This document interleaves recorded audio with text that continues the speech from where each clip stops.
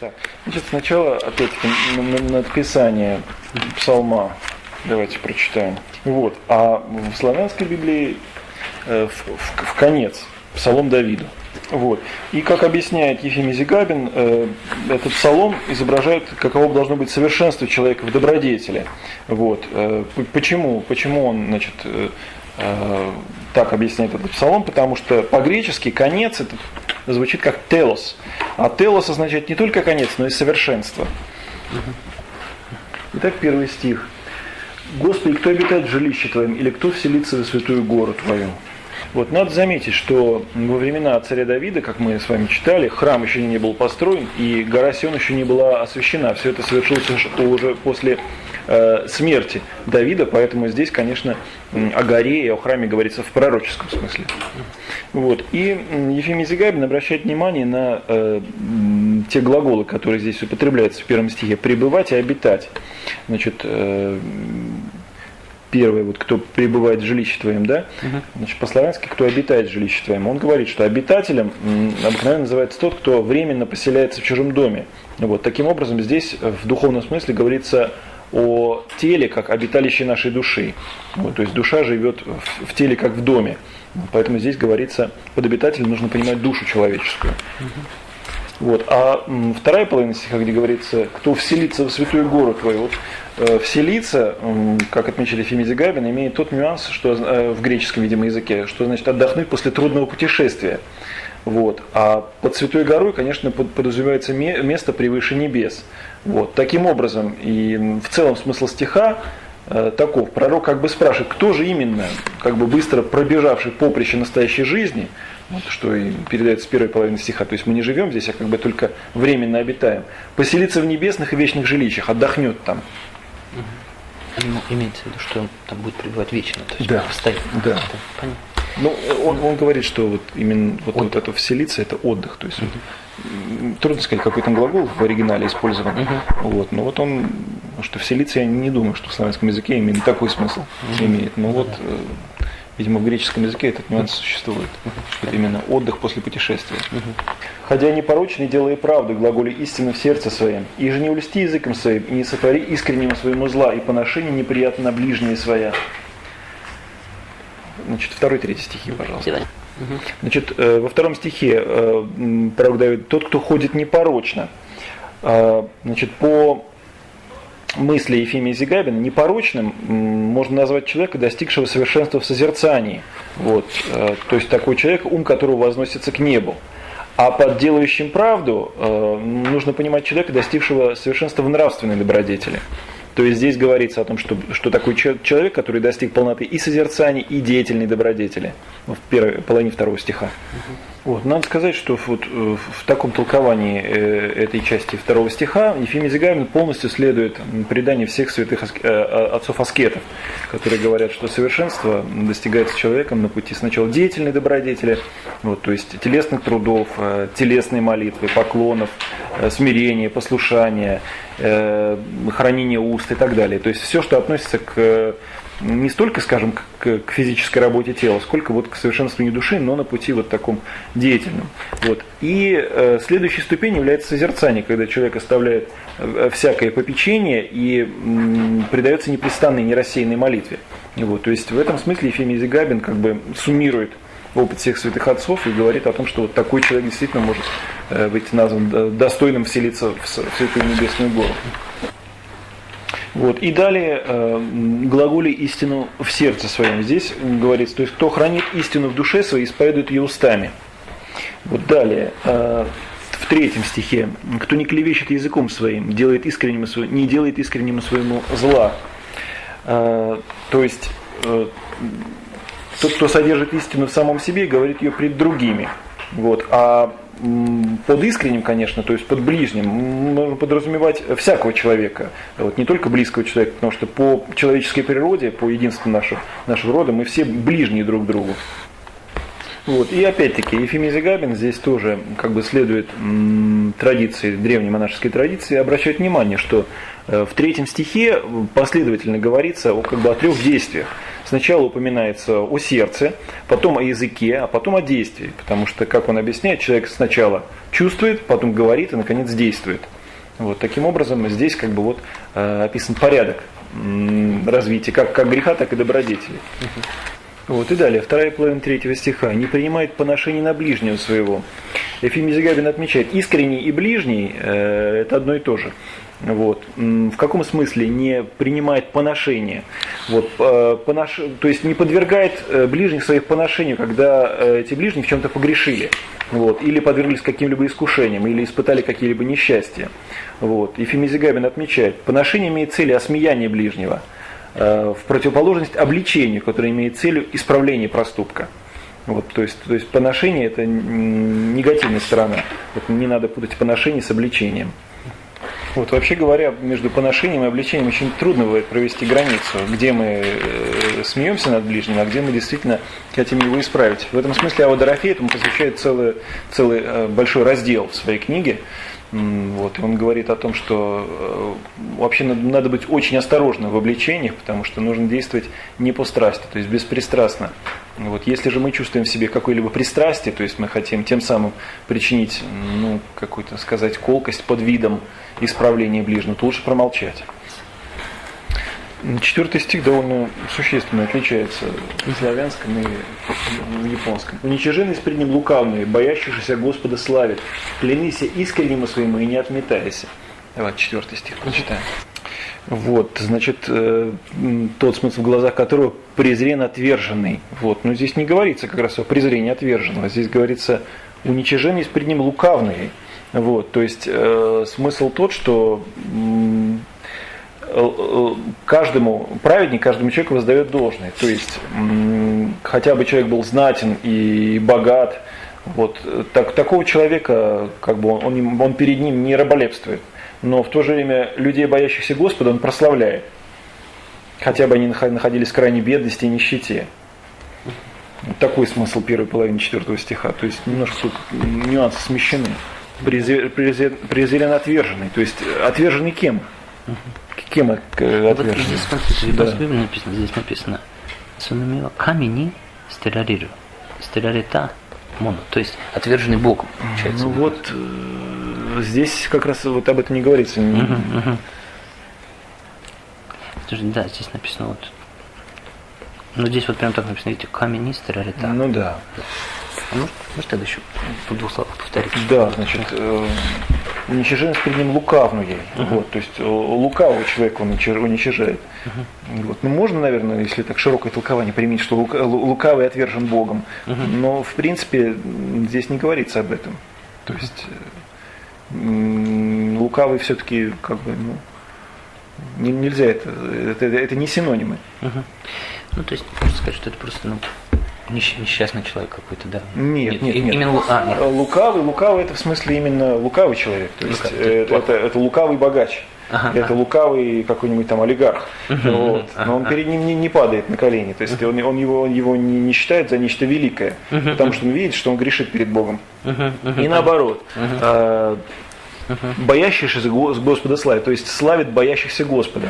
Вот, да, вот. Это одинаково. Вот, то есть смысл здесь противопоставления не то, что отверженный Богом, а богатый в этом мире, но лукавый, и бедный в этом мире, но боящийся Бога.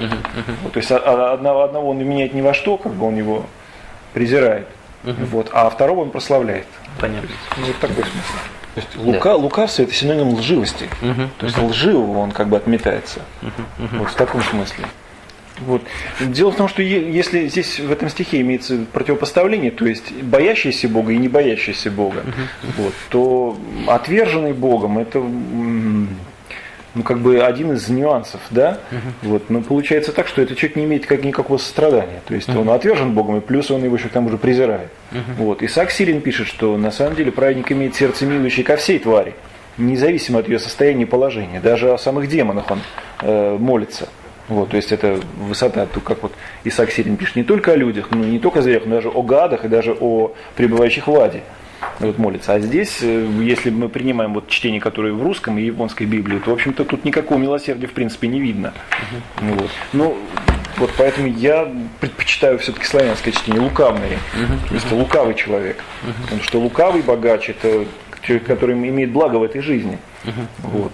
И, скажем так, он угнетает бедного, да? Потому он лукавым назван. Вот такому человеку не поклоняться, это добродетель. Вот. Но если человек отвержен Богом, то тут вот нюанс такой очень, так сказать, деликатный. Сначала животные, вот, то есть он постепенно, так сказать, животные, гады присмыкающиеся, и потом даже демоны. Вот. И вторая половина 4 стиха. «Кто клянется хотя бы злому и не изменяет». В славянском опять-таки по-другому. «Клянися искреннему своему и не отметайся». То есть клянущийся не злом, а клянущийся ближнему. Вот. О злом тут нет речи на славянском. Ну, в японском как раз это такого нюанса нет, что про зло. А как? Написано, тот, кто поклялся, даже если у него какой-то ущерб, все равно не должен изменять. А у святителя Николая? Смотрите, как тут сказано о злодее. Вот. Ну вот не говорится здесь. Здесь говорится о том, что о клятве вообще. Вот. То есть, кто не изменяет своей клятве. Вот. В Ветхом Завете, как мы помним, клятва была допустима. Вот. То есть не обязательно это. Нет, клятва в смысле именно клятва. То есть человек клялся именем Божьим, что он вот, не нарушит обет. Почему эта клятва допускалась? Потому что народ, конечно, мы с вами читали, часто уклонялся в идолопоклонство, и чтобы они не клянились идолами, Господь допускал клятву. Да, клятву своим именем. Ужасное дело, мы с вами тут занимаемся. Перевод святителя Николая всячески критикуем. 5 стих. «Кто серебра своего не даде в лихву, им сдымным неповинных неприят, творя сия не подвижется вовек». 5 стих, пожалуйста. Вот, 5 стих полностью совпадает. Значит, серебра своего не даде в лихву, не отдает в рост. Ну, вот, у древних, конечно, лихаимство, то есть ростовщичество, почиталось крайне презренным и постыдным делом, вот, и мерзким. Вот, в Ветхом Завете милосердным считался только тот человек, который давал кому-то взаймы и не брал никаких процентов. Вот, то есть получал обратно только то, что давал. Поэтому здесь об этом говорится.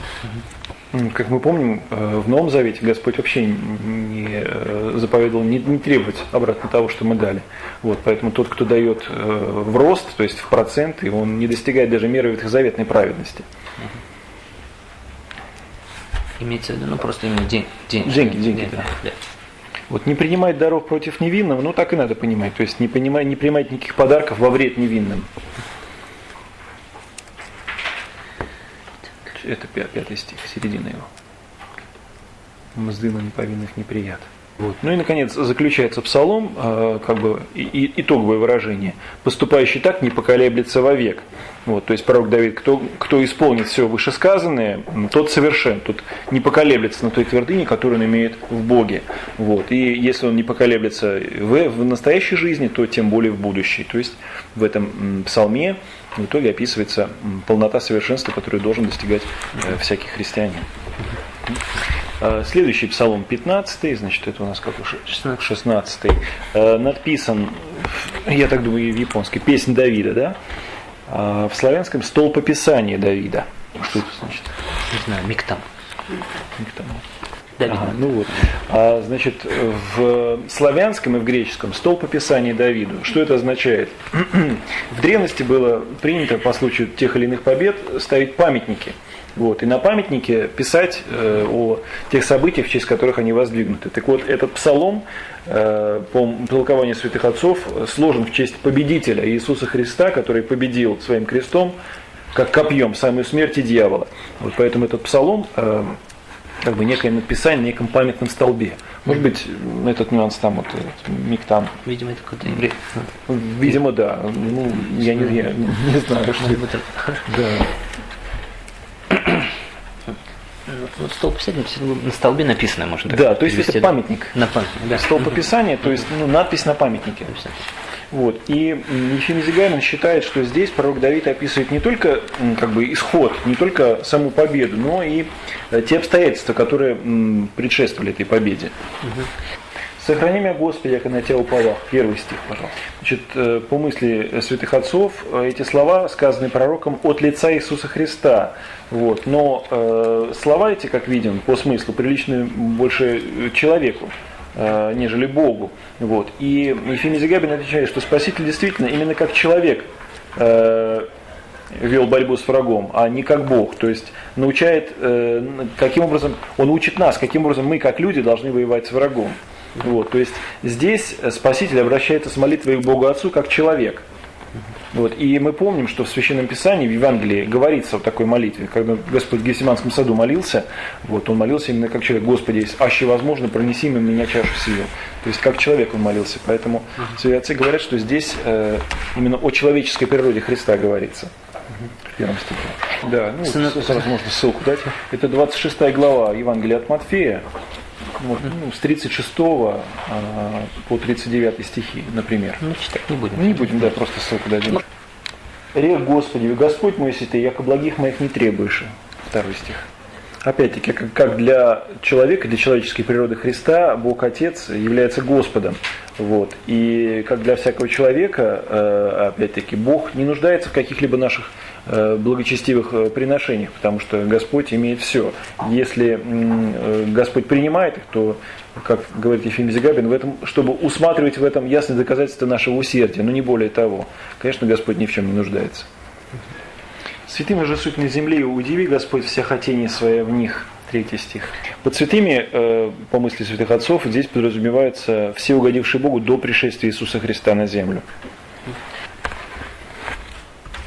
Умножишься немощи их, паси их ускоришь, не соберу собору их от крови, не помяну же имен устнам и своим. 4 стих.